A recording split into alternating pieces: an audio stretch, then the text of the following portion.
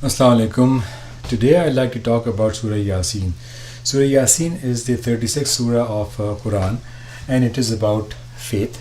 Surah Yaseen is also called the heart of Quran because it embodies all the major teachings in Islam, which is Tawheed, hereafter, and Prophethood. The reason why the surah was revealed was primarily to warn Quraysh of not believing prophethood and the consequences of not believing the prophethood. They would usually argue and make a mockery of the prophet. So this surah came in to give them a warning that in case they are not agreeing to the prophecies, they will bear a lot of bad consequences. This surah was revealed in the last part of Rasulullah's Makkah era, right before his departure. There are three arguments presented in this surah to rebuttal Quraysh's claim. Number one is Tawheed. Tawheed with signs of universe. So this surah talks about the fact that we should be looking at signs in this whole world. Look at the universe, gaze at the stars, look at sun and moon, and it will be quite evident that there's only one entity who could do all that stuff in a go. It cannot be multiple entities. That's the concept of Tawheed. Number two is hereafter, and this is related to man's existence. So an example is given of a man who is born, who grows up to adulthood, then becomes old, and then comes to a situation, or comes to a position where he or she manifests as if he or she is a child. Just like any other thing in this world, everything perishes except Allah. So this concept of hereafter is there, and this hereafter leads us into the other discussion about heaven and hell.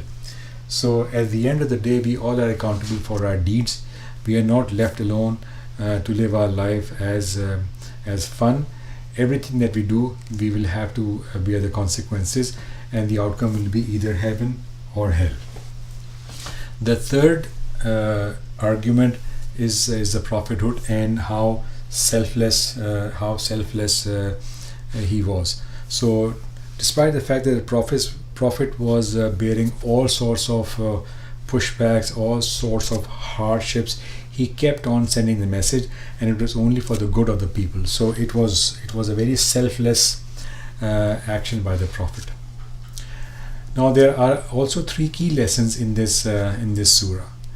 Lesson number one is crowd is not always right. Crowd is not always right. So there were three prophets, the story of three prophets that were sent out. Pretty much everyone rejected them except one person. This person at the end ended up in Jannah, and he was treated very well.